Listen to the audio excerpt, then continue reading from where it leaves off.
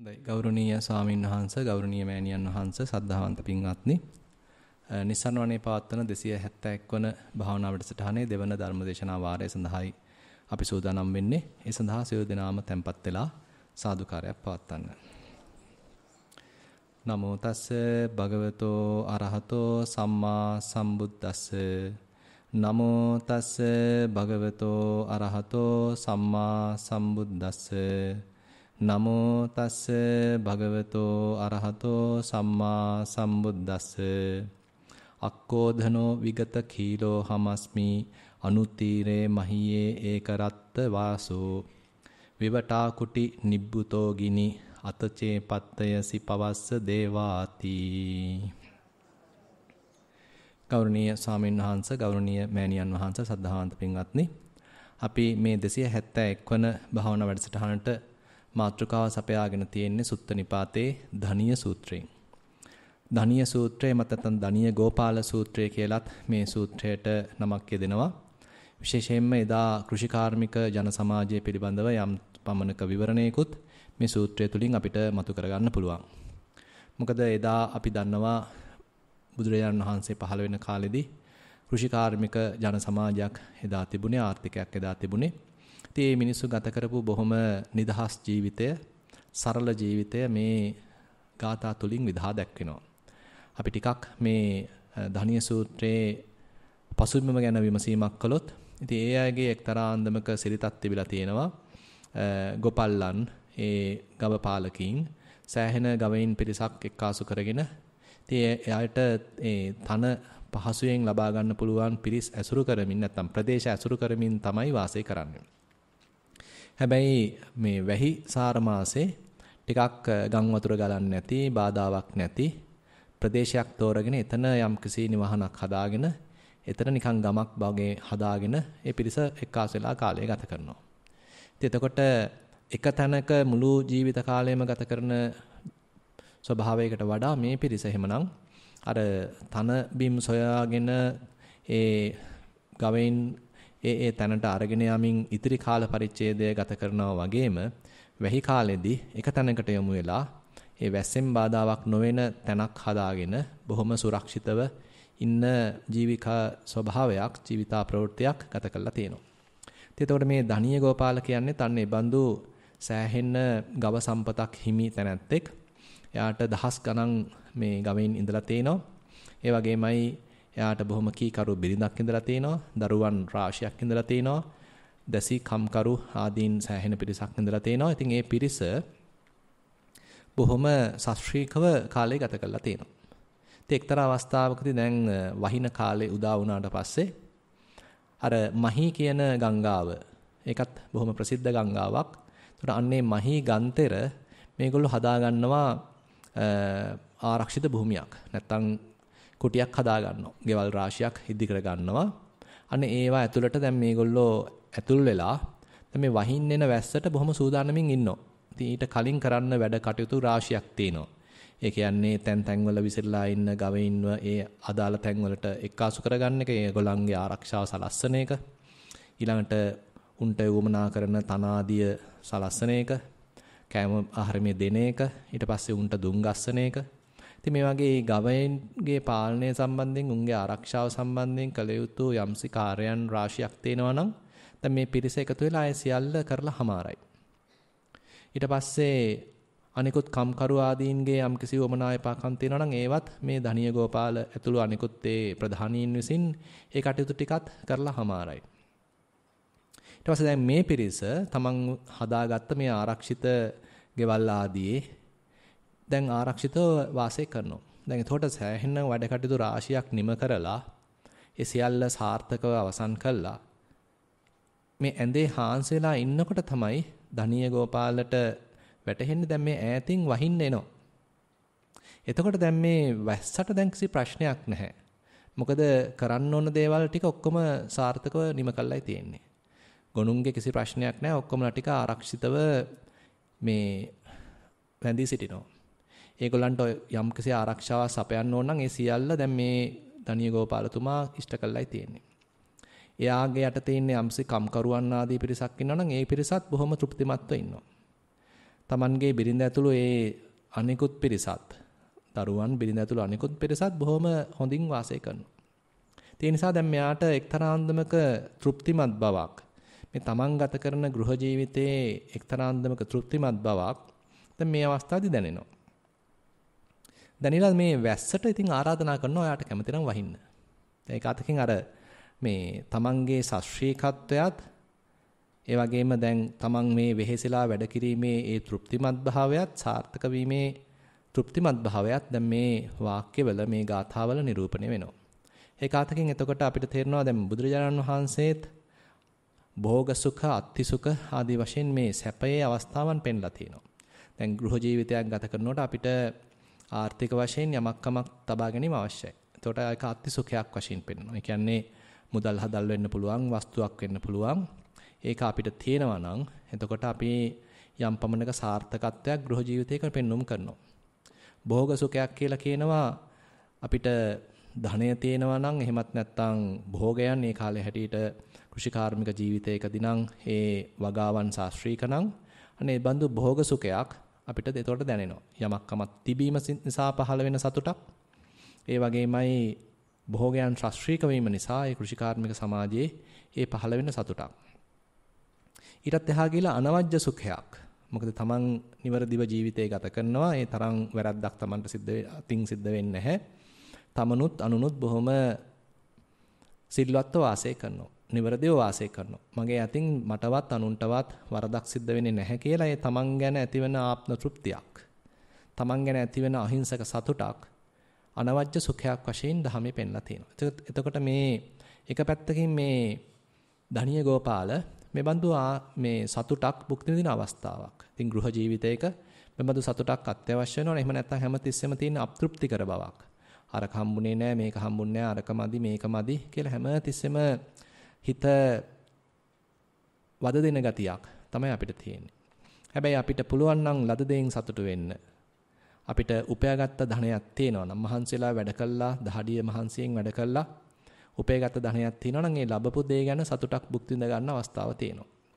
අනවජ්‍ය සුඛයක් භුක්ති විඳින්න අවස්ථාව තියෙනවා. කෙසේ නමුත් දැන් මේ ධනිය ගෝපාලතුමා ඒ වගේ මේ බොහොම සතුටින් වාසය කරන මේ මොහොතේදී ඒ වහින්න එන ආකාරය දැකලා තමන් බොහොම සුරක්ෂිත බවත් තේරුම් ගිහිල්ලා එක්තරා අන්දමකින් අභියෝගයක් කරනවා වැස්සට කැමතිනම් වහින්න කියලා. ඉතින් ඒක ගාථාවකින් සඳහන් වෙන්නේ අක්කෝදනෝ දුද්ධ කීරෝ හමස්මි අනුතීරේ මහියා සමාන වාසෝ චන්නා කුටි ආහිතෝ ගිනි අතසේ අතචේ පත්තයසි පවස්ස දේව. දැන් අක්කෝදනෝ දුද්ධ කීරෝ හමස්මි.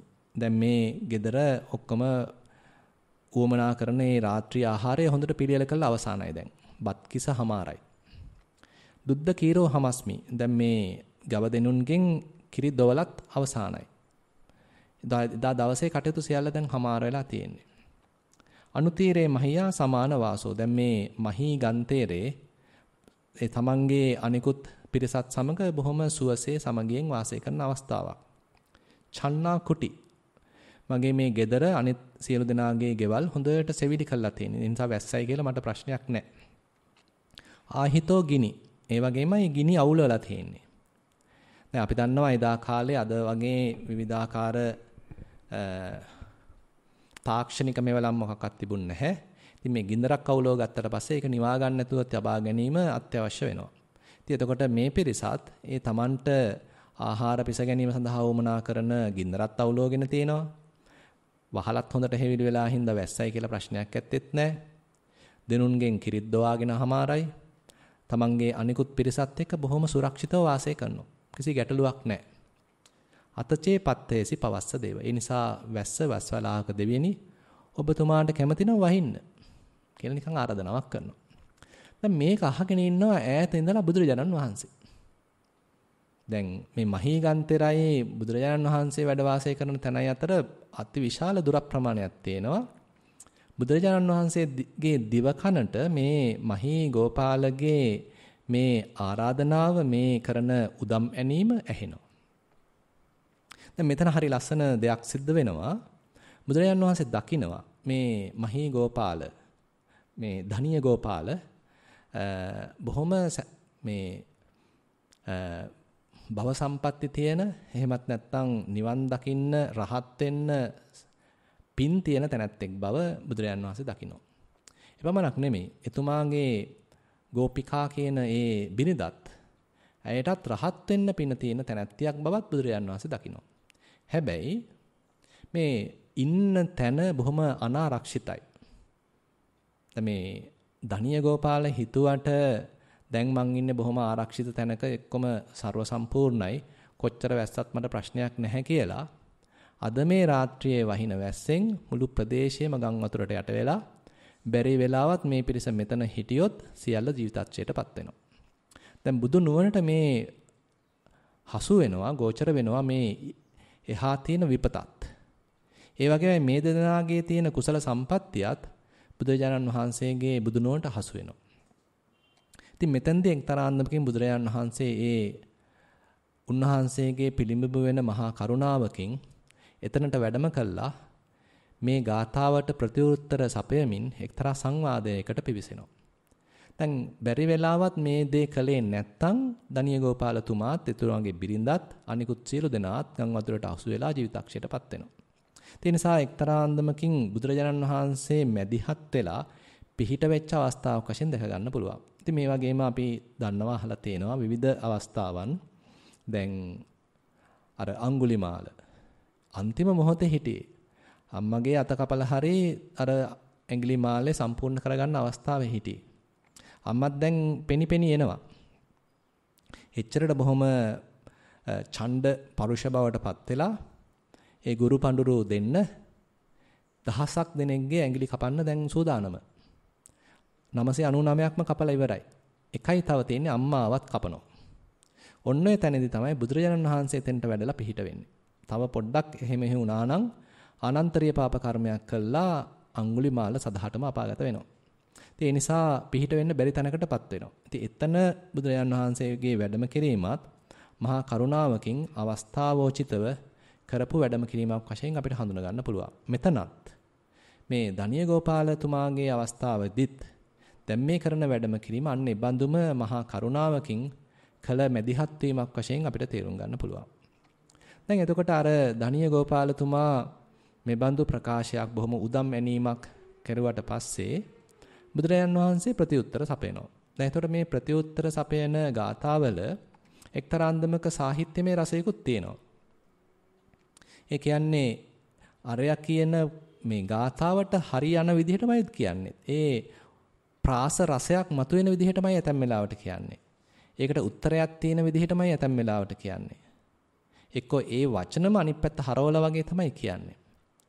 ඒ නිසා ගෘහ ජීවිතයක සතුට භුක්ති විඳින බව හැඟ වෙන ගාථා පෙළක් මේ ධනිය ගෝපාලතුමා ඉදිරිපත් කරද්දී ආධ්‍යාත්මික ජීවිතයක තියෙන සතුට සම්බන්ධයෙන් බුදුරජාණන් වහන්සේ ප්‍රතිඋත්තර සපයනවා. ඒ නිසා එක්තරා අන්දමක විවාදයක් වගේ සංවාදයක් වගේ මෙතන යන්නේ ධනිය ගෝපාලතුමා උදම්මනනවා තමන් උහුම ගත කරන මේ ශාස්ත්‍රීය ගෘහ ජීවිතය සම්බන්ධයෙන් බුදුරජාණන් වහන්සේ උත්තර සපයනවා තමන් වහන්සේ ගත කරන ආධ්‍යාත්මික ජීවිතයේ තියෙන සුවය සම්බන්ධයෙන්. ඒ නිසා මේ පැති දෙක අතර කෙරෙන විවෘත සංවාදයක් වගේ. ඉතින් අපිට ඉතින් මේ දෙපැත්තම ඉතින් සලකලා බලන්න වටිනවා. දැන් බුදුරජාණන් වහන්සේ එතකොට දෙන පිළිතුර. දැන් ධනිය ගෝපාලතුමා කිව්වේ මේ බත් කිස කළාමාරයි. ඊළඟට කිරි දෝලත් ඉවරයි. ඊළඟට මේ මහී ගන්තෙර මම අනිකුත් පිරිසත් එක්ක දැන් ගෙවල් දොරවල් හදාගෙන ඒවත් හොඳට හෙවිලි කරගෙන ගිනි අවුලවාගෙන වාසය කරන්නේ. කිසි ප්‍රශ්නයක් නැහැ මට. වැස්සයි කියලා කිසි බාධාවක් නැහැ. දැන් බුදුරජාණන් වහන්සේ පිළිතුරු දෙනවා අක්කෝදනෝ විගත කීලෝ හමස්මි. දැන් අර ධනිය ගෝපාලතුමා කියන්නේ පක්කෝදනෝ දුද්ධීරෝ හමස්මි. බුදුරජාණන් වහන්සේ කියන්නේ අක්කෝදනෝ විගත කීලෝ හමස්මි. ඒතර අපිට තේරෙනවා මේ ගාථා පදවල හරි ලස්සන ගැළපීමක්. බුදුරජාණන් වහන්සේ අර මෙයාගේ ගාථාවට දෙන පිළිතුර ඊටම සරිලන අන්දමින් ඒ වචනම අනිත් පැත්ත හරවලා ඒවම ළඟ යන වචන පාවිච්චි කළා තමයි ගාථා බන්ධනය කරලා තියෙන්නේ. ඉතින් උන්වහන්සේ තුළ තිබිච්ච එක්තරාන්දමක සාහිත්‍යමය කුසලතාවයක් මේක ගීතමය ස්වරූපයක් මේ තුලින් හඳුනා ගන්න පුළුවන්. අක්කෝදනෝ විගත කීලෝ හමස්මි. දැන් බුදුරජාණන් වහන්සේ දැන් මේ ආධ්‍යාත්මික පැත්තකින් කරන විවරණය. අක්කෝදනෝ උන්වහන්සේ ගාව කිපීමක් නැහැ. කිසිම කේන්තියාමක්, ද්වේෂයක් ඇත්තෙම නැහැ. විගත කීලෝ හමස්මි. දැන් ආධ්‍යාත්මික වශයෙන් මේ හිතේ පහළ වෙන්න පුළුවන් තද ගතියක්. එහෙමත් නැත්නම් අර ගුණයක් වගා කරන්න බැරි එක්තරාන්දමක වඳ භාවයක් වගේ. හිතේ නිකන් වඳ භාවයක් වගේ. එහෙම එකක් ඇත්තෙත් නැහැ. විගත කීලෝ හමස්මි. අනුතීරේ මහි ඒකරත්ත වාසෝ. දැන් අර ධනිය ගෝපාලතුමා කිව්වේ අනුතීරේ මහියා සමාන වාසෝ. මම මේ කාලයක් තිස්සේ මේ මහීගන්තේට මගේ පිරිසත් එක්ක වාසය කරනවා. දිගට වාසය කරනවා.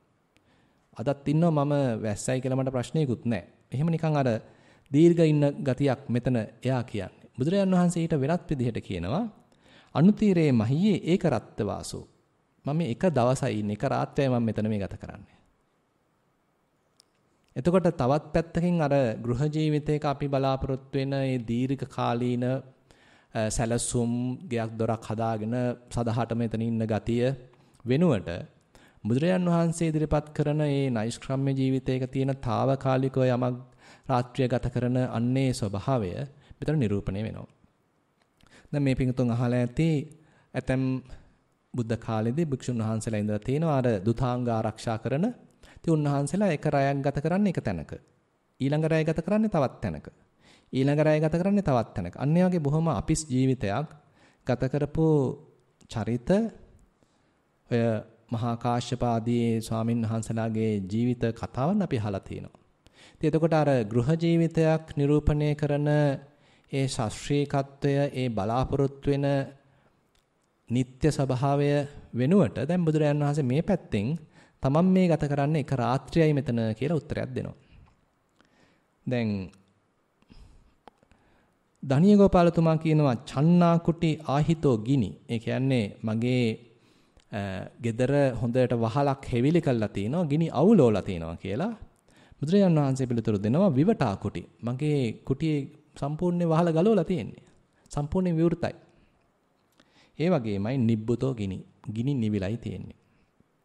ඉතින් මෙතනත් හරි ගැඹුරක් තියෙනවා. දැන් අපි දන්නවා මේ දහමේ හික්මෙන කෙනෙක්, විශේෂයෙන්ම විනයේ හික්මෙන කෙනෙක් අපි ශික්ෂාපද ආරක්ෂා කරනකොට විශේෂයෙන් සඳහන් කරන දෙයක් තමයි විවටෝ විරෝචති න පටිච්චන්නෝ. දැන් මේ බුද්ධ ශාසනයේ කෙරෙන එක ප්‍රධාන ප්‍රකාශයක් තමයි මේ බුදු සසුන ධර්ම විනය දෙක විවෘත වූ තරමට තමයි බබලන්නේ. නැතුව වහලා තිබිච්ච විදිහට නෙමෙයි.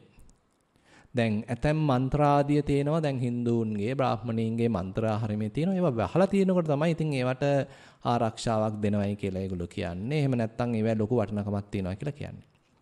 නමුත් බුදුරජාණන් වහන්සේගේ බුද්ධ ශාසනයේ ධර්ම විනය දෙක විවටෝ විරෝචති විවෘත වූ තරමට බබලනවා කියලා කියනවා. ඒ වගේමයි අපේ අතින් යම්සි වැරද්දක් සිද්ධ වුනහම ඒක ප්‍රකාශ කළා නම්, ඒක හෙලි කරා නම්, ඒක සංගවගෙන ඉන්නේ නැතුව, ඒක නොකලා වගේ නිකන් වහං කරන් ඉන්නේ නැතුව, ඒක හෙලි කරා නම් එපමණකට ශාන්තියක් දැනෙනවා. ඒ නිසා භික්ෂුන් වහන්සේලාට බුදුරජාන් වහන්සේ විශේෂයෙන් මතක් කරනවා මොනවාම හරි තමන්ගේ අතින් අත්වැරද්දක් වුණා නම්, හිතලා හරි වැරද්දක් වුණා නම් ඒක සංගවගෙන ඉන්නේ නැතුව හෙලි කරන්න කියලා.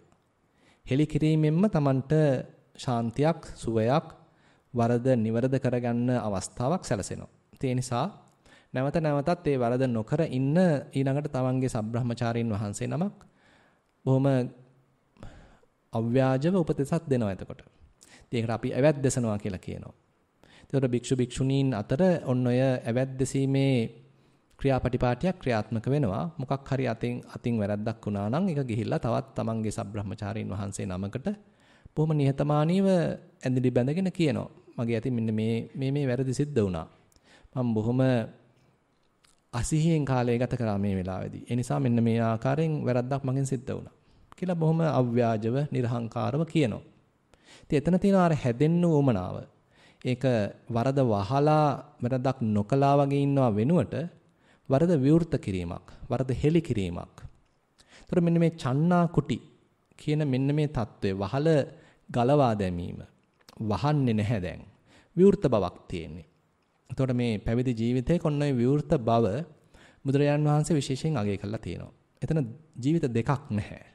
ඇතුලේ එක ජීවිතයකුත් බාහිර තව ජීවිතයකුත් නැහැ. කුටිය ඇතුලේදී ගත කරන ජීවිතයත් කුටියෙන් පිටත ගත කරන ජීවිතයත් එක විය යුතුයි. එකක් විය යුතුයි. අපි එක බාහිරට එක මුහුණක් පෙන්නගෙන ඇතුළත වෙන මුහුණක් නම් අපේ තියෙන්නේ. එතන තියෙන දෙබිඩි පිළිවෙතක්. ඒ නිසා බුදුරජාන් වහන්සේගේ තියෙන්නේ අන්නේ විවෘත බවක් මිසක් දෙබිඩි පිළිවෙතක් නෙමෙයි. ඒ නිසා බුදුරජාන් වහන්සේට කියනවා යමක් කියනවද ඒ අන්දමින්ම කරනවා. යමක් කරනවද ඒ අන්දමින්ම කියනවා. යථාවාදී තථාකාරී යථාකාරී තථාවාදී. යම් අන්දමකින් අනිත් කෙනෙකුට කියනවා නම් ඒ අන්දමින්ම තමයි භාගතුන් වහන්සේත් ක්‍රියාත්මක වෙන්නේ. ඒ දෙක අතර කිසි පරස්පරයක් නැහැ.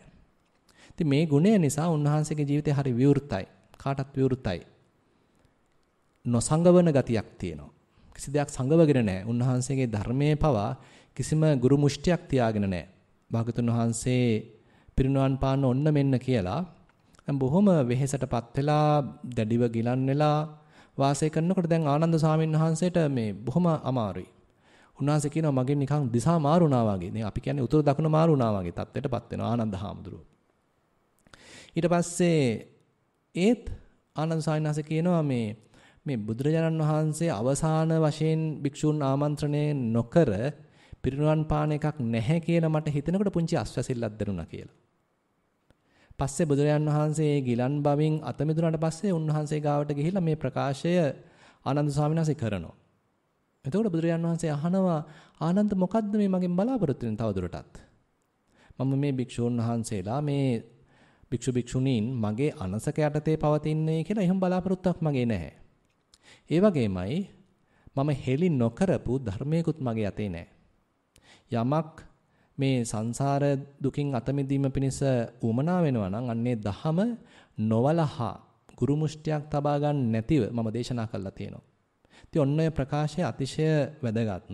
මොකද ශාස්ත්‍රූන් වහන්සේ වශයෙන් උන්වහන්සේ බොහොම කරුණාවකින් අනුකම්පාවකින් ඒ කළ යුතු ශාසන කෘත්‍ය උන්වහන්සේගෙන් විය යුතු ඒ බුද්ධ කෘත්‍ය කළාමාරයි. ඒකේ කිසිම සැඟවීමක් වෙලා නැහැ. දේශනා කළ යුතු යම් දහමක් තියෙනවා නම් ඒක පූර්ණ වශයෙන් දේශනා කළා තියෙනවා කිසිම ගුරු මුෂ්ටියක් තබා ගන්නේ නැතුව. ඒ නිසාත් උන්වහන්සේගේ ජීවිතය හරිම විවෘතයි.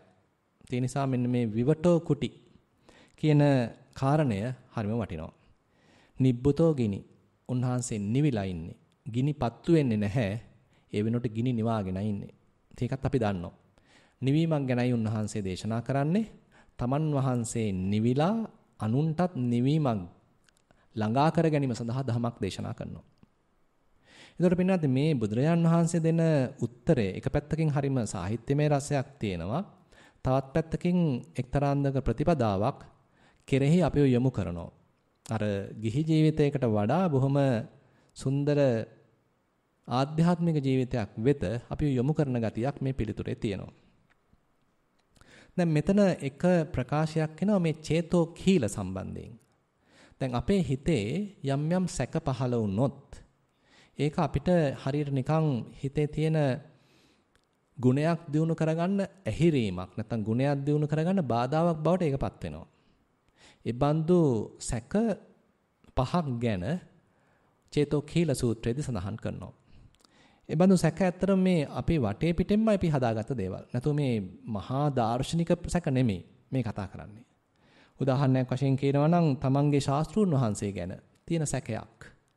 දැන් ඇතම් කෙනෙකුට බුදුරජාන් වහන්සේ ගැන සැකයි. විවිධ සැක තියෙනවා. ඇත්ත වශයෙන්ම මේ බුදු වෙලාද නැත්නම් කොහෙද බුදු උනේ? ඒ රටේද මේ රටේද? ඉතින් নানা ප්‍රකාර ප්‍රශ්න තියෙනවා. ඉතින් එතකොට දැන් එහෙම ඉන්නකොට නිකන් දෙකට දෙතෑවර ගතියක් නම් හිතේ තියෙන. එතකොට ගුණයක් දිනු කරන්න ටිකක් අපහසු ගතියක් තියෙනවා නේද? අපිට විශ්වාස නැහැනේ හරියටම මේ ඇත්ත වශයෙන් මොකද්ද වෙලා තියෙන්නේ කියලා. බුදුරජාන් වහන්සේගේ ජීවිතය දැන් අපි දැන් කතා කළා හරිම විවෘතයි. කිසි දෙයක් සංගවලා නැහැ. ඉතින් එහෙම තත්ත්වයක් අපිට හොඳට තේරෙනවා නම් හොඳට හැම බේම පේන්න තියෙනවා නම් ඒතර මාර්ගයේ විවෘතයි. උන්වහන්සේ ගත කරපු ජීවිතය, දේශනා කරපු දහම, උන්වහන්සේ අනුගමනය කරපු ශ්‍රාවක ශ්‍රාවිකාවන්. ඉතින් හැම දෙනා ගැනම අපිට හොඳට විවෘත බවකින් විමසන්න පුළුවන් බවකින් යුක්තනම් සැක හැරලා ඉස්සරහට යන්න පුළුවන්. නමුත් අපිට තියෙනවා නම් ශාස්ත්‍රුන් වහන්සේ ගැන සැකයක්. එතකොට උන්වහන්සේගේ දහම පිළිපැදීම සම්බන්ධනොත් අපිට ඒ තරම් උවමනාවක් ඇති වෙන එකක් නැහැ. ඒ නිසා මෙන්න මේ ශාස්ත්‍රුන් වහන්සේ කෙරෙහි ගුරුවරයා කෙරෙහි ඇතිවන සැකය අපි තුල ගුණයක් දිනු කරගන්න බාධාවක් වෙනවා. එhmenan අපි මුලින්ම ශාස්ත්‍රුන් වහන්සේ කෙරෙහි තියෙන සැකය දුරු කරගන්න අවශ්‍යයි.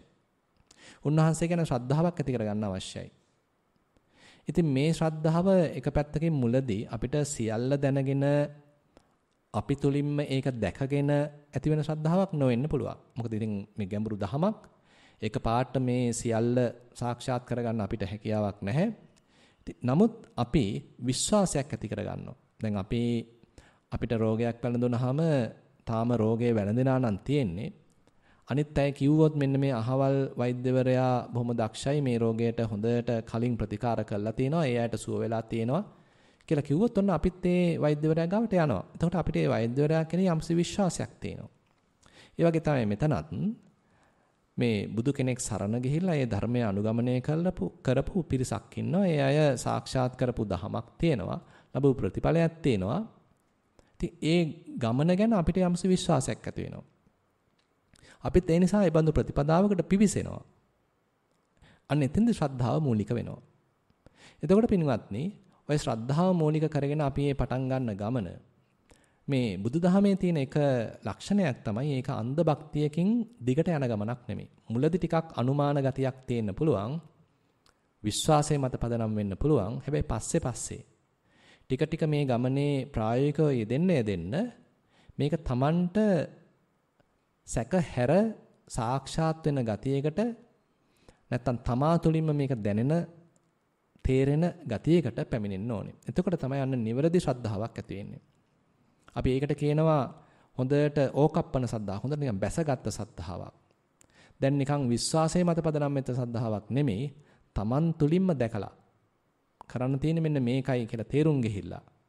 මෙබඳු දහමක් දේශනා කරපු ශාස්ත්‍රඥ වහන්සේ මොන වගේ තැනකද ඉන්නේ කියලා නිකන් Tamanට වැටහිලා. ඒ ඇති වෙන ශ්‍රද්ධාව අකම්පිත ශ්‍රද්ධාවක්.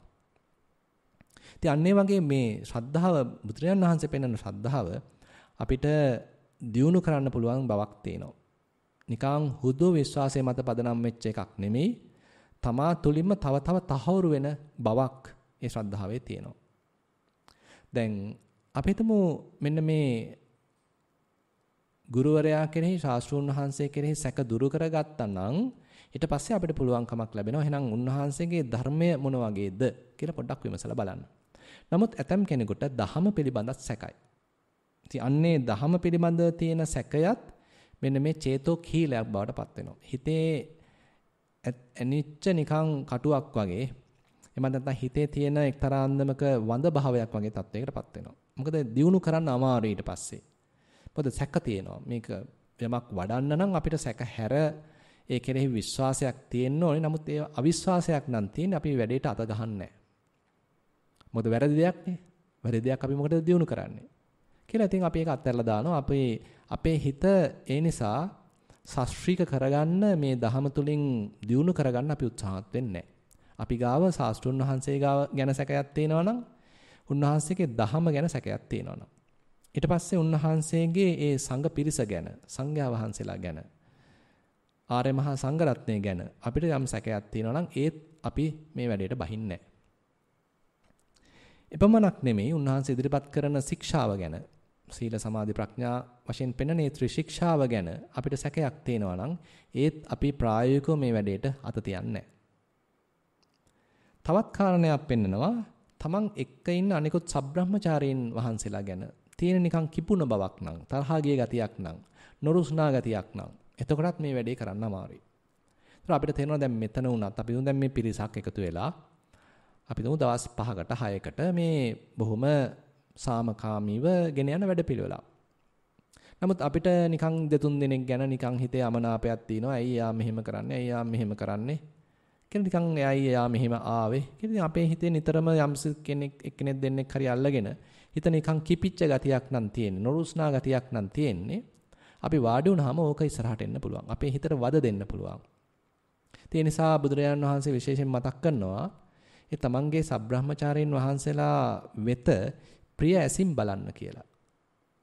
ඒ කියන්නේ කෙනෙක් දැක්කම නිකන් ප්‍රිය බවක්. අනේ මේ මිනිස්සයාත් අනිත් උත්තරඩ ටික ඔක්කොම අත්හැරලා දාලා මේ ආධ්‍යාත්මික ජීවිතේට වෙහෙසෙන කෙනෙක්නේ.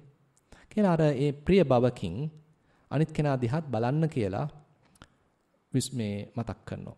ඒ නිසා අපිටත් මේ පිරිසක් එක්ක භාවනාවක යෙදෙනකොට අපිට පුළුවන් නම් හැමෝම කෙරෙහි මිත්‍රශීලී බවක් ඇති කරගන්න. ඒ වගේමයි තවත් පැත්තකින් යම්සි කෙනෙක්ගේ දුකකදී කරුණාවක් ඇති කරගන්න.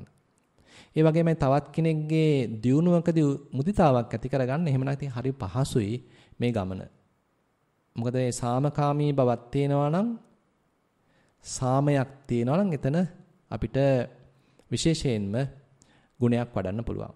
එතන දහමක් ප්‍රගුණ කරන්න පුළුවන්, භාවනාවක් වඩන්න පුළුවන්.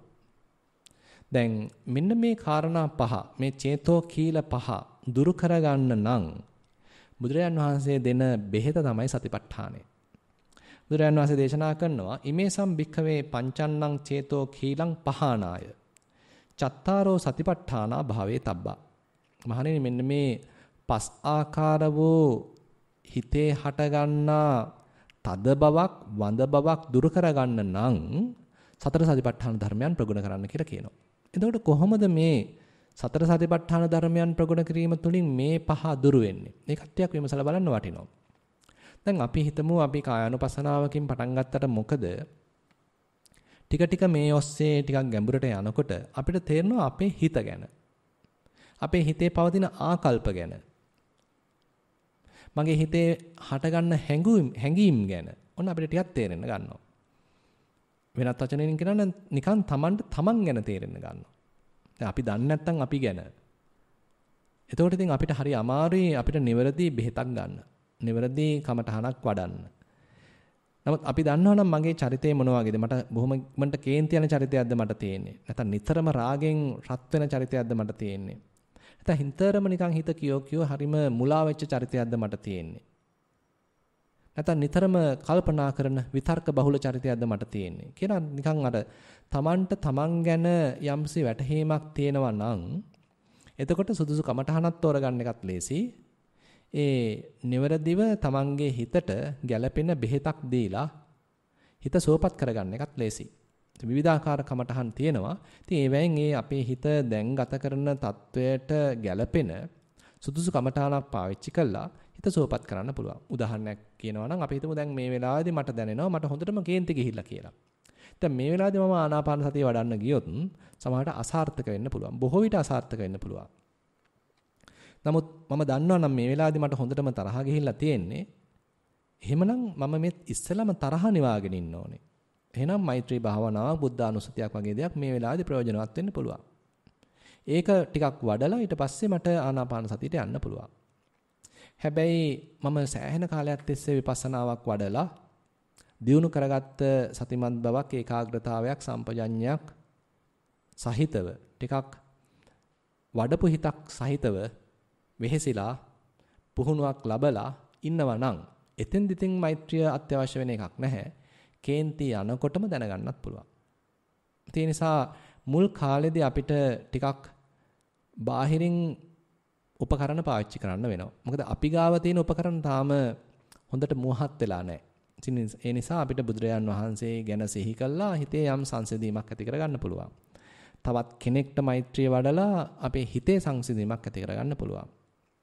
ඉතින් මේ වගේ උපක්‍රම පාවිච්චි කිරීමේ කිසිම වරදක් නැහැ. හැබැයි සතිපට්ඨානය ටික ටික ප්‍රගුණ කරන්න ඒ තුලින් ගොඩනැගෙන ආධ්‍යාත්මික ශක්තිය අර සියල්ලට වඩා ප්‍රබලයි කියන්න පුළුවන්.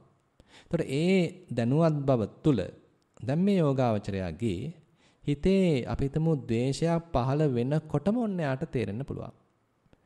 අවිශ්වාසයක් පහළ වෙනකොටම යාට තේරෙන්න පුළුවන්. සැකයක් පහළ වෙනකොටම යාට තේරෙන්න පුළුවන්. අපි හිතමු අපි සතිමත් බව දියුණු කරගෙන යනවා, ඒකාග්‍රතාවය දියුණු කරගෙන යනවා, විපස්සනාවක් වඩ아가ගෙන යනවා, කායानुපසනාවක්, වේදනානුපසනාවක් කොහොම අපි දියුණු කරගෙන යනවා. දැන් ඔන්න අපි චිත්තානුපසනාවකටත් පිවිසිලා. දැන් ඔන්න අපේ හිතේ ද්වේෂසිතක් පහළ වෙනවා. දැන් මේ ද්වේෂසිත මගේ ද්වේෂසිතක් කරගන්න නැතුව මේක හුදෙක් ද්වේෂසිතක් පමණයි කියන තැනින් බලා ගන්න පුළුවන්. එහෙමත් නැත්නම් මේ වෙලාවේදී මගේ හිතේ රාගසිතක් පහළ වෙනවා. මේක ඇවිල්ලා මගේ රාගසිතක් නෙමෙයි. මේක ඇවිල්ලා හුදෙක් රාගසිතක් පමණයි. කියලා අන්න මේ පහළ වෙන ඕනම ආකාරයක ස්වභාවය ඒ අන්දමින්ම දැක ගැනීමේ හැකියාවක් යෝගාවචරයකට ඇති වෙනවා. දැන් පින්වත්නි මේක තව ටිකක් විස්තර කරනවා නම් දැන් අපි හිතමු අපි සක්මන් භාවනාවක නිරත වෙනකොට අදත් කෙනෙක් මතක් කරලා තේුණා. එයා මේ කයට ඇවිදින්න සැලැස්සුවා. ඊට පස්සේ නිකන් පැත්තෙන් ඉඳන් වෙන කෙනෙක් වගේ බලන් හිටියා. ඔන්න ඔය දෘෂ්ටි කෝණය අතිශය වැදගත් මෙන්න මේ සතිපට්ඨානෙට. ඒ කියන්නේ අපිට පුළුවන්කමක් ලැබෙන්න ඕනේ මේ මොහොතේදී කය විඳින අත්දැකීම අපේ නෙමෙයි වගේ බලන්න. වෙනත් කෙනෙක්ගේ අත්දැකීමක් වගේ බලන්න. කායේ කායානුපස්සී විහෙරති. මේ මොහොතේදී කයේ හෝ හිතේ හෝ පහළ වෙන වේදනාව අපේ නෙමෙයි වගේ බලන්න. ඒකෙන් අයින් වෙලා බලන්න. ටිකක් දුරස් වෙලා බලන්න. දැන් ඒකම අපි හිතට යෙදුවොත් හිතේ පහළ වෙන රාගය, හිතේ පහළ වෙන ද්වේෂය, ඒක මගේ කරගන්න නැතුව අනුන්ගේ ද්වේෂයක්, අනුන්ගේ රාගයක් වගේ බලන්න.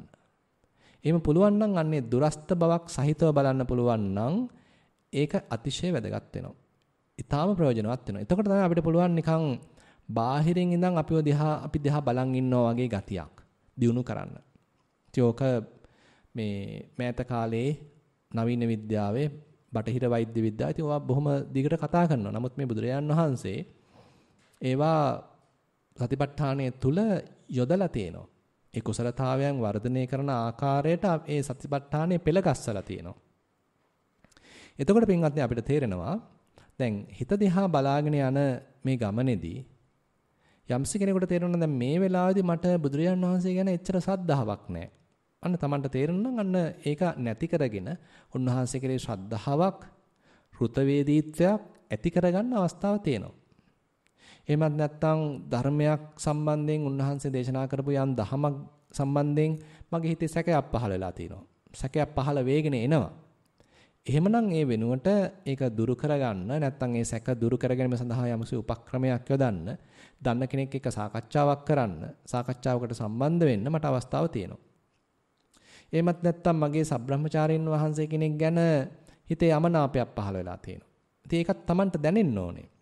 මේ වෙලාවේදී මට මෙයා ගැන හිතේ නිකන් අමනාපයක් තියෙනවා, නොරුස්නා ගතියක් තියෙනවා. ඒක Tamanට දැනෙන්න ඕනේ. අපිට ඒක දැනෙන්නේ නැත්නම් ඒ කියන්නේ අපි සතිමත් නැහැ කියලා තමයි කියන්නේ. තාම අපිට අපි ගැන දැනෙන්නේ නැහැ. අපි අපේම හිත ගැන අවධානය නැහැ.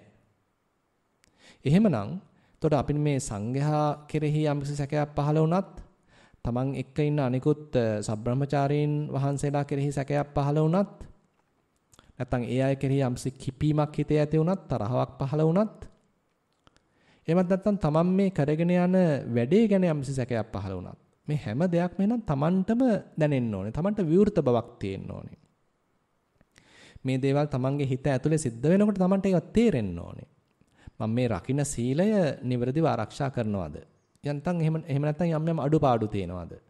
මගේ හිතේ සමාධියේ ඒකාග්‍රතාවයේ අඩුපාඩු තියෙනවද කියලා තමන්ම නිකන් විමසලා බලන්න ඕනේ. ආපස්සට හැරිලා අඩියක් පස්සට තියලා දැන් කොයි මට්ටමේද ඉන්නේ?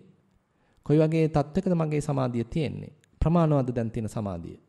නැත්නම් ඕමනාට වැඩි සමාධියද දැන් තියෙන්නේ? කියලා එහෙනම් අපි විමසලා බලන ගතියක් අවශ්‍ය වෙනවා.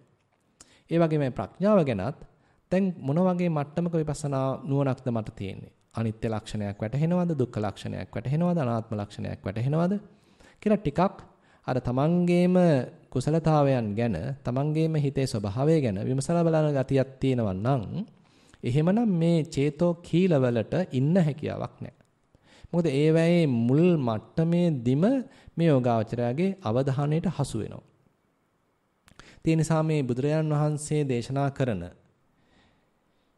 ඉමේ සම්භික්ඛවේ පංචන්නං චේතෝ කීලං පහනාය චත්තාරෝ සතිපට්ඨානා භාවේ තබ්බා. මහණෙනි මෙන්න මේ චේතෝ කීල පහ දුරු කර ගැනීම සඳහා සතර සතිපට්ඨාන ධර්මයන් ප්‍රගුණ කරන්න කියලා කරන මේ දේශනාව අපිට ප්‍රායෝගිකව යොදලා බලන්න පුළුවන්. අපේ හිතේ යම් අවස්ථාවකදී ශාස්ත්‍රුන් වහන්සේ ගැන, ගුරුවරයෙක් ගැන, ධර්මයේ ගැන, සංඝයා ගැන, එහෙම නැත්නම් Tamanගේම සීලය, සමාධිය, ප්‍රඥාව ගැන, එහෙමත් නැත්නම් තමන් එක්ක ඉන්න වෙනත් කෙනෙක්ගේ ගැන අපේ හිතේ තරහාවක්, අකමැත්තක්, සැකයක් පහළ වෙනවා නම් අන්න ඒවා අපිට දැනෙන්න ඕනේ. අපිට නොදැනී ඒවා පහළ වෙන්න බෑ. ඒ කියන්නේ අපි සෑහෙන්න අපි ගැන බලාගෙන ඉන්න වෙනවා. විමසිල්ලෙන් ඉන්න වෙනවා. මොකද කොයි වෙලාවේ මේවා හිතේ පහළ වෙනවාද කියන එක ගැන අපිට නිශ්චිතව කියන්න බෑ. සමහරවිට උදේ පහළ වෙන්න පුළුවන්. සමහරවිට පින්ඩපාතේ යනකොට පහළ වෙන්න පුළුවන්. සමහරවිට වෙන වැඩක නිරත වෙනකොට පහළ වෙන්න පුළුවන්. ඉතින් මේ වගේ විවිධ තැන්වලදී මේක පහළ වෙන්න පුළුවන්. එහෙනම් අපි නිරන්තර හිත ගැන අවධානයකින් ඉන්න පටන් ගන්න අවශ්‍යයි. විශේෂයෙන්ම චිත්තානුපස්සනාවක නිරත වෙනකොට ආයිත් මේ වෙන් කරගත්ත කාල පරිච්ඡේදයකදී පමණක් හිත දිහා බලාගෙන ඉන්නවා කියලා කතාවක් නැහැ. උදේ නැගිට මොහොතේ පටන් රාත්‍රී නිින්දට යනකම්ම හිත ගැන අවධානයෙන් ඉන්න අවශ්‍යයි. එතනින් අදහස් වෙන්නේ අනිත් වැඩ මොකක්වත් නොකර හිත දිහා බලන් ඉන්නවා කියලා. මෙතනින් අදහස් වෙන්නේ අනිත් වැඩ කරද්දි හිත දිහා බලන් ඉඳීමක්. දැන් මේක ලස්සන උපමාවකින් කියනවා නම් දැන් අපි දන්නවා අම්මා කෙනෙක් පුංචි දරුවෙක්ව හදනකොට අපි මේ දරුවා දැන් තමයි මේ පොඩ්ඩක් ඇවිදින්න පටන් ගත්තේ. දැන් තමයි පොඩ්ඩක් දුවන්න පටන් ගත්තේ. මෙතෙක් අම්මගේ ඇකේ තමයි හිටියේ. දැන් ඔන්න මේ දරුවා පොඩ්ඩක් ඇවිදිනවා, දුවලා පයින්නවා. හැබැයි ඉතින් දැන් අම්මා ඉන්න හරිය තමයි දරුවව තියාගෙන ඉන්නේ. සමහර ලාවට මේ පිටුන් දන්නවා, අම්මලා දන්නවා. දොරට යම්සි ලීයක් එහෙම ගහලා හිර කළා. දරුවට දොරෙන් එළියට යන්න බැරි වෙන්න සලස්සලා තියෙනවා. හැබැයි ඒ ඉන්න අම්මා ඉන්න ප්‍රදේශයට හැසිරෙන්න අවස්ථාව දීලා තියෙනවා. හැබැයි ඉතින් අම්මා නිකන් ඉන්නේ අම්මා දරුවා දිහාම බලන් ඉන්නේ නැහැ. මේ ගෙදර තව දහසක් වැඩ තියෙනවා. අම්මා ඒ වැඩවලත් නිරත වෙනවා. උයන් පියුම් වෙන්න පුළුවන්, රෙදි හොදන එක වෙන්න පුළුවන්. নানা ප්‍රකාර වැඩවලත් නිරත වෙන ගමන් දරුවා ගැනත් අවධානයෙන් ඉන්නවා. අන්න ඒ වගේ තමයි අපිටත් යෝගාවචරින් වශයෙන් අනිකුත් වැඩවල නිරත වෙන අතරෙද්දී අපේ හිත කොහොමද ප්‍රතික්‍රියා දක්වන්නේ? අපේ හිතේ පහළ වෙන සිතුවිලි මොන වගේද? මම එයත් එක්ක කතා කරද්දී හිතේ ද්වේෂයක් හට ගන්නවද? නුරුස්නා ගතියක් පහළ වෙනවද? එහෙමත් නැත්නම් අනවශ්‍ය ඇල්මක් පහළ වෙනවද කියලා එහෙනම් අපිට හැඟෙන්න ඕනේ වෙලාවේදී. දැනෙන්න ඕනේ වෙලාවේදී. එහෙම ඇල්මක් පහළ වෙනවා නම් ඒක තේරෙන්න ඕනේ. නුරුස්නා ගතියක් පහළ වෙනවා නම් ඒක තේරෙන්න ඕනේ. ඊර්ෂ්‍යාවක් පහළ වෙනවා නම් ඒක තේරෙන්න ඕනේ. අන්න ඒ වගේ අපි විවිධ කටයුතු වල නිරත වෙනකොටත් අපිට හිත දිහා බලාගෙන ඉන්න පුළුවන් නම් ඒ ගැන දැනෙනවා නම් අපිට එහෙනම් මෙන්න මේ චේතෝ කීල වලින් අපේ හිත නිදහස් කරගන්න පුළුවන්. දැන් අපි ඊළඟ ගාථා යුගලයට පිවිසුනොත් ඒකේ තියෙන්නේ තවත් පැත්තක්. දැන් මේ දණිය ගෝපාලතුමා දැන් තවත් විදිහට විස්තර කරනවා. අන්දක මකසා න විජ්ජරේ කච්චේ රෝල්හතිනේ චරන්ති ගාවෝ වොට්ටිම්පි සහේයුම් මාගතං අතච්චේ පත්තේසි පවස්ස දේව. දැන් මේ අතර මේ ගාථාවන් බොහොම ඒ සුත්ත නිපාතේ එන ගාථාවල තියෙනවා ඉපැරණි ගතියක්. මේ මුල් බුදු සමය නිරූපණය කරන එක ප්‍රධාන ග්‍රන්ථයක් තමයි සුත්ත නිපාතේ කියලා කියන්නේ.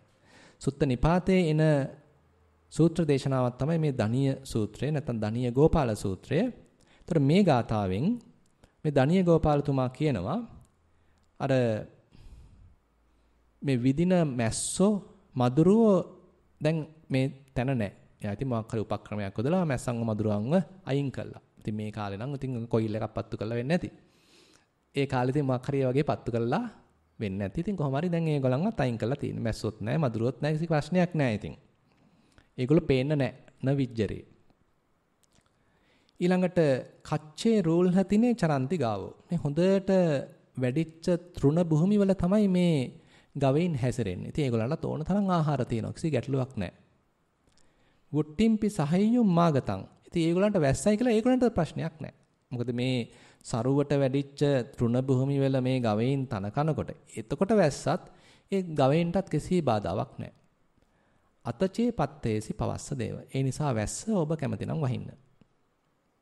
හැබැයි පින්වත්නි මෙතන මේ බුදුරජාණන් වහන්සේ ඊළඟට සඳහන් කරන පිළිතුරු ගාථාව දැන් මේ ගැන විවරණයක් කරන ඇතම් විද්වතුන් කියනවා මෙතන යම් ගාථාවක අඩුවක් තියෙනවා කියලා.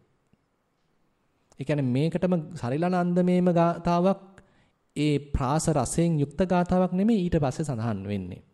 ඉතින් ඒ නිසා විද්වතුන් සඳහන් කරනවා මෙතන යම් ගාථා යුගලයක් හැලිලා තියෙන්න පුළුවන්.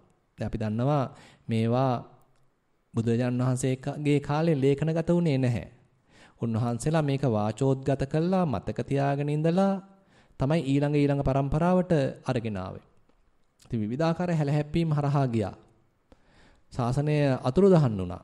ඉන්දියාවෙන් අතු ගෑවිලා ගියා. එච්චරට මේක පරිහානියටපත් වුණා.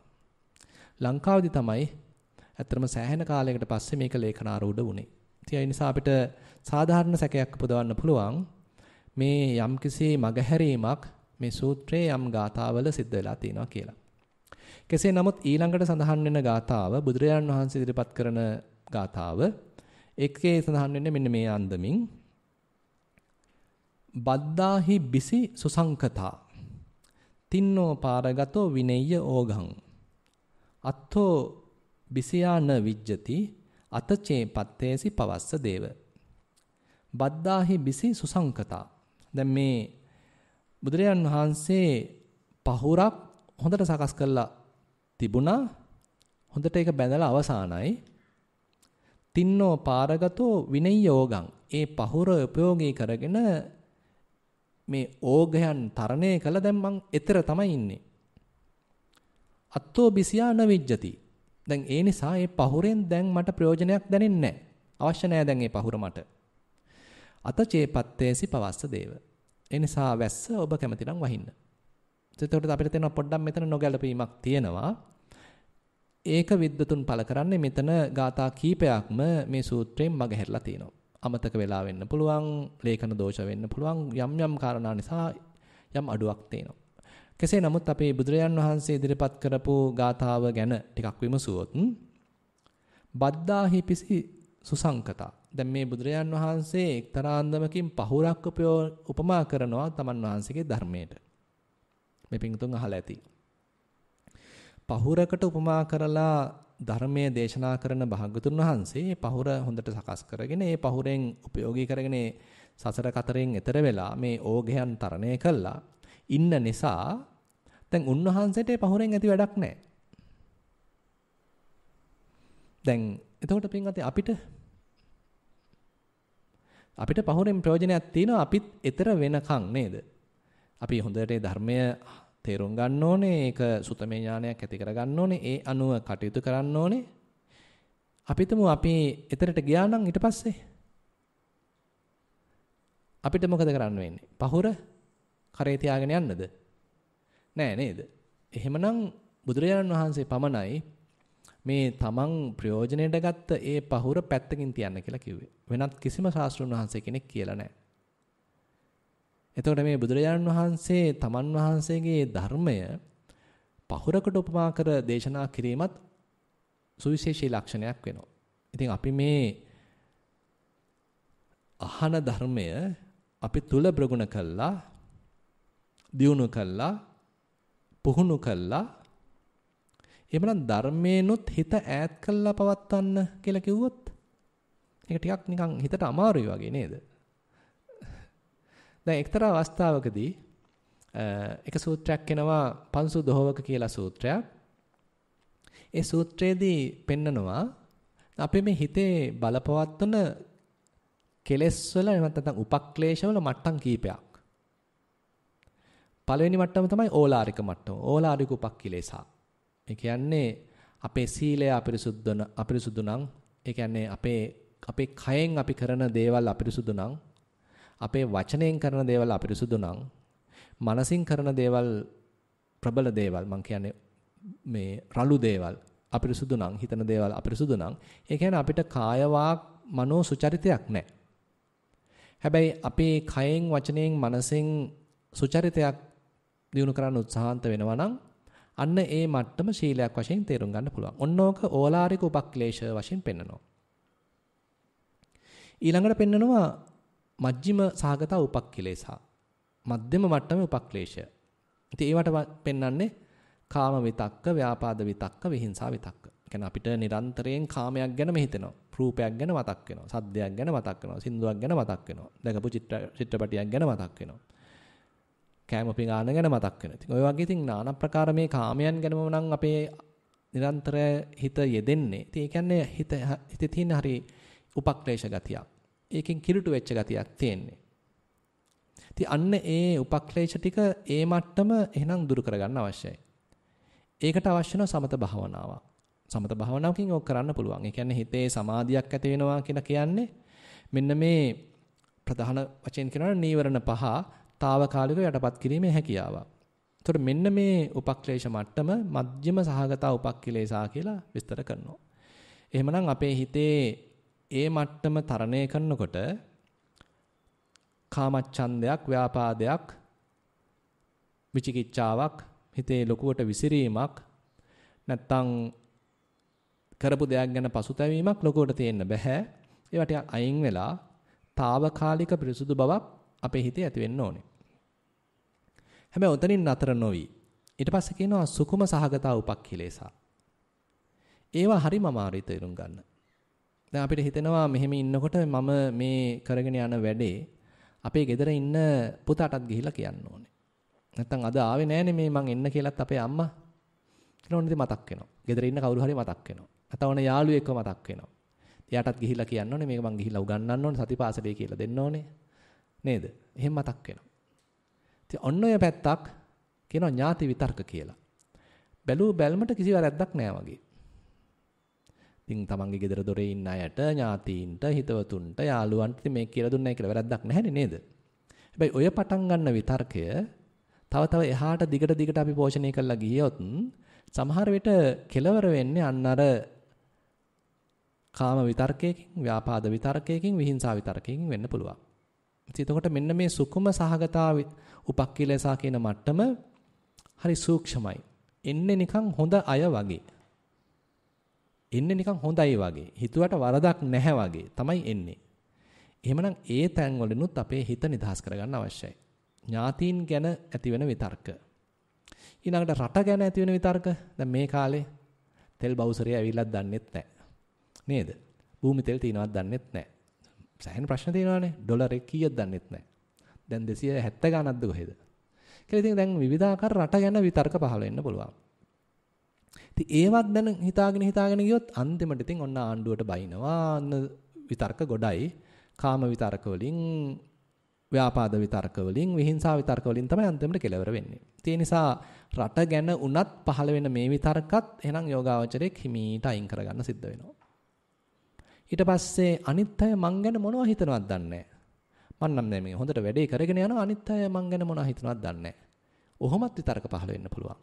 නේද? තමන්ගේ ඒ කීර්තිය සම්බන්ධයෙන්, තමන්ගේ තියෙන යහපත් ජීවිතය ගැන, ඒක ආරක්ෂා කිරීම ගැන එහෙමත් විතර්ක පහළ වෙන්න පුළුවන්. අනවඤ්ඤත්ති පටිසංයුත්ත විතක්ක කියලා පාලියෙන් නමක් දීලා තියෙනවා. ඉතින් මේ වගේ බොහොම සූක්ෂම අන්දමේ බැලුව බැලමට වැරද්දක් නැහැ වගේ පෙනෙන විතරකක් තියෙනවා. ඉතින් ඒකට බුදුරජාන් වහන්සේ දෙන නම තමයි සුකුම සහගත උපක්ඛිලේසා. එහෙනම් පින්වත්නි මේකත් අයින් කරොත් දැන් ඉතුරු වෙන්නේ මොනවාද? දැන් ඉතුරු වෙනවා ධම්ම විතක්ක. දැන් බුදුරජාන් වහන්සේ කියන දැන් අන්න ධර්මයේ සම්බන්ධයෙන් විතර්ක පහළ වෙනවා. අර සීලය කොහොමද දන්නේ මේ පොතේ මෙහෙම තියුණා අර හාමුදුරුවෝ මෙහෙම කිව්වා මේ හාමුදුරුවෝ මෙහෙමයි කියන්නේ මේ දෙකෙන් කොයි එකද දන්නේ හරි එහෙම නැත්නම් අර පොතේ මෙහෙම තියුණා මේ පොතේ තියෙන්නේ මේ විදිහට කොයි එකද හරි එතකොට දැන් මම මේ වෙනකොට කොයි මට්ටමේද ඉන්නේ ඉතින් ඔය වගේ নানা ප්‍රකාර මේ ධර්මයේම මූලික කරගත්ත විතර්ක පහළ වෙන්නත් පුළුවන් ඉතින් එතකොට බුදුරජාණන් වහන්සේ කියන මෙන්න මේ ධර්මය මූලික කරගත්ත විතර්කත් අයින් කරගත්තොත් තමයි අන්න හිත තවත් සහනශීලී වෙන්නේ. හිත තවත් නිදහස් වෙන්නේ. හැබැයි ධර්මයේම ප්‍රයෝගී වුණා අපිට ප්‍රයෝජනවත් වුණා. දැන් හැබැයි ඒ පහුර පැත්තකින් තියන්න වෙනවා. අපේ හිතේ නිදහසක් භුක්ති විඳිනකොට අපේ හිත කිසිවක් ඇසුරු නොකර ඉන්නකොට එතෙන්දී අපි ධර්මයක් මතක් කරගෙන විතර්ක කරන්න ගියොත් එතෙන්දිත් අමාරුයි වැටෙනවා. එහෙමනම් ඒ හිතේ නික්ලේශී බවක් එහෙමත් නැත්නම් හිතේ අනිශ්චිත භාවයක් ලෝකේ කිසිවක් උපාදාන නොකර සිටීමක් ගැන අපි කතා කරනකොට එතනකින් අදහස් වෙන්නේ අපි ධර්මයේ ගැන හිතා ඉන්නවා කියලා. ධර්මයේ ගැන හිතීමේ ප්‍රයෝජනයක් තියෙනවා ඒ අධර්මය බැහැර කරන්න. අපේ හිතට එන කාම විතර්කයක් බැහැර කරන්න, ද්වේෂ විතර්කයක් බැහැර කරන්න. ඒ වගේ අවස්ථානුකූලව ධර්මයක් ඉස්සරහට ගත්තට කිසි වරදක් නැහැ. පස්සේ හැබැයි ඒකත් අයින් කරන්න සිද්ධ වෙනවා. ඒ නිසා ඒ බඳු බොහොම සූක්ෂම දහමක් දේශනා කරපු එකම ශාස්ත්‍රඥ වහන්සේ ලෞතර බුදුරජාණන් වහන්සේ කියලා කියන්න පුළුවන්. උන්වහන්සේ එතකොට මේ තමන් වහන්සේ ඉදිරිපත් කරපු ධර්මයක් ඖෂධයකට උපමා කරලා තමයි දේශනා කරන්නේ. ඒ ඖෂධය පානය කළා, අනුගමනය කළා, ඒ අනුව පුහුණු වෙලා අපේ හිතේ යම්කිසි නොබැඳී සිටීමක්, අනිශ්චිත භාවයක්, ලෝභයේ කිසිවක් උපාදාන නොකර සිටීමක් වගේ தත්වයකට తాවකාලිකව හෝ අරගන්න පුළුවන් නම් ඒ මට්ටමේදී මෙන්න මේ ධර්මය හා සම්බන්ධ විතරකත් බැහැර කරගත්තොත් අන තවත් සූක්ෂම මට්ටමකට හිත ගන්න පුළුවන්. ඒ නිසා මේ බුදුරජාණන් වහන්සේ දෙන ඒ කියලා දේශනා කරලා තියෙන ඒ ගාථාවේ එන දැන් තමන් වහන්සේට මේ පහුරෙන් ප්‍රයෝජනවත් නැහැ, ප්‍රයෝජනයක් නැහැ කියන කතාවේ සෑහෙන ගැඹුරක් තියෙනවා. ඒක හැබැයි මේ ඊතර වෙන්න කලින් විසිකලා හරියන්නේත් නැහැ. ඇතම් කෙනෙක් ඒකත් කරනවා. නේද මේක අයින් කරන්න තියෙන දැන් ඉතින් දැම්මම අයින් කරාම නම් ඉවරයිනේ කියලා එහෙමත් කරනවා. ඒක නෙවෙයි මේ කියන්නේ. මේකෙන් ප්‍රයෝජනෙ ගත්තට පස්සේ හිත යම්කිසි දියුණුවක් ලැබුවට පස්සේ ඉතින් දැන් ඒකත් කල්පනා කර කර ඉන්න නෙමෙයි තියෙන්නේ. ඊට වඩා ගැඹුරකට යන්නයි තියෙන්නේ. හිතට පුළුවන් ද කිසිම ප්‍රපංචයක් කරන්න නැතුව ඉන්න. ධර්මය හා සම්බන්ධයෙන්වත් දිගට දිගට කල්පනා නොකර ඉන්න පුළුවන්ද කියලා එහෙනම් යම්කිසි අවබෝධයකට එතනත්තාපත් වේ යුතුයි. ඒ නිසා මෙන්න මේ ධර්ම විතර්ක ගැනත් බුදුරජාණන් වහන්සේ දේශනා කළා තියෙනවා. එතකොට මේ බුදුරජාණන් වහන්සේ දෙන මේ පිළිතුරේ සඳහන් වෙනවා මෙන්න මේ ඕග හතර ගැන. කාම ඕග, භව ඕග, දිට්ඨි ඕග, අවිජ්ජා ඕග. මේ ඔක්කොම නිකන් සැඩ පහරවල්. අපේ හිතේ විවිධාකාර කෙලෙස් සැඩ පහරවල් එක පාටම නිකන් මතුවෙන්න පුළුවන්. ඒකට අපිව ගහගෙන යන්න පුළුවන්. දැන් මේ වෙලාවේදී නම් බොහොම සිල් අරගෙන බොහොම සාන්ත දාන්තව ඉන්නේ. හැබැයි හිටපු ගමන් දන්නේම නැහැ ඔන්න කාම ඕගයක් එනවා. දන්නේම නැහැ හිත රාගයෙන් දැවෙන්න ගන්නවා. එහෙම නැත්නම් මොකක් හරි දෘෂ්ටියක් එනවා. අරක මෙහිමත් දන්නේ නැහැ. නැත්නම් මේක මේ විදිහට විය යුතුමයි කියලා ඔන්න දැඩිව ග්‍රහණය කරගන්නවා. ඒකට අහු වෙලා ඔන්න ගහගෙන යනවා. එහෙම නැත්නම් ඊළඟ මට්ටමක් ගැන හිතනවා. මං අර මට්ටම ගන්න ඕනේ මේ මට්ටම ගන්න ඕනේ. තාමත් ඒක හම්බුනේ නැහැ. කියලා මොකක් හරි ඉස්සරහා දෙයක් ගැන භව තෘෂ්ණාවකින් ආපු තත්ත්වයක්. භව තත්ත්වයක් හිතින් හදාගෙන ඒකේ පැටලෙන්නත් පුළුවන්. එහෙම නැත්නම් මේ අවිද්‍යාවකින් මෙතන මම ඉන්නවා. දැන් මට මොනවා වුණාද දන්නේ නැහැ. අද දවාලේ කෙනෙක් ලියලා තුනනේ. දැන් ඒ තත්ත්වයට යනවා. දැන් මට ප්‍රශ්නයක් දැන් මං කොහෙද ඉන්නේ? මෙතන මම නැද්ද? ඉතින් ඕවා දාගත්තට පස්සේ ඉතින් ආයෙත් අවිද්‍යාවකම පැටලෙනවා. ඉතින් මෙන්න මේ වගේ විවිධ කෙලෙස් සැඩ පහරවල් වලට අපේ හිත අහසු වෙන්න පුළුවන්. ඒවා පැටලෙන්න පුළුවන්. ඉතින් එතකොට මේ සියල්ල තරණය කරමින් යා යුතු ගමනක් තියෙනවා. ඉතින් එතකොට මේ බුදුරජාන් වහන්සේ මේ සියල්ල තරණය කළා ඒ සඳහා ඒ තමන් වහන්සේගේ ධර්මයේ ප්‍රයෝගී කරගෙන දැන් එතරයි වාසය කරන්නේ. ඒ නිසා උන්වහන්සේට දැන් තවදුරටත් මේ පහුරෙන් ප්‍රයෝජනයක් නැහැ. ඒ නිසා වැස්ස කැමැතිනම් වහින්න කියලා බුදුරජාන් වහන්සේ දේශනා කරනවා. හොඳයි පින්වත්නි, එහෙමනම් මේ ධානීය ගෝපාල සූත්‍රයේ මුල් කරගෙන අපි ඒකේ තවත් ගාථා කීපයක් අද සාකච්ඡා කළා. ඊටාම සුන්දර සූත්‍රයක්. එක පැත්තකින් සාහිත්‍යමය පැත්තක් පෙනෙමුම වෙනවා, තවත් පැත්තකින් දාර්ශනික පැත්තක් පෙනෙමුම වෙනවා. එක පැත්තකින් ගෘහස්ත ජීවිතයත්, අනිත් පැත්තෙන් ආධ්‍යාත්මික ජීවිතයත් නැත්තම් ගැඹුරු විපස්සනාවක් පැත්තත් පිළිඹු වෙනවා. ඉතින් මෙන්න මේ වගේ එක්තරා අන්දමක සංසනාත්මකව යන ගමනක් මේ සූත්‍රයේ තුලම විදහා පානවා. ඉතින් අපි තවදුරටත් මේ කරුණු කාරණා විමසන්න ඉදිරියට උත්සාහන්ත වෙමු. පූජනීය ලොකු ස්වාමීන් වහන්සේත් තවදුරටත් මේවා ගැන විස්තර විභාග කරලා දෙවි. ඉතින් අපි අද දවස තුල මේ ධර්මය ශ්‍රවණය කළා අපේ ජීවිතයටත් මේකෙන් යම් යම් තොරතුරු උකහාගෙන යම් යම් ගැඹුරක් ඇති කරගෙන අපේ ජීවිතයත් තවදුරටත් සාර්ථක කරගන්න, අපේ භාවනාවත් තවදුරටත් සාර්ථක කරගන්න උත්සාහවත් වෙමු. ඒ සඳහා මඟ පෙන්වීමක්, දිරිගැන්වීමක් අද දින ධර්මදේශනාවෙන් සිදු වේවා කියලා ප්‍රාර්ථනා කරමින් අද ධර්මදේශනාව අවසන් කරනවා. සියලු දෙනාටම තෙරුවන් සරණයි.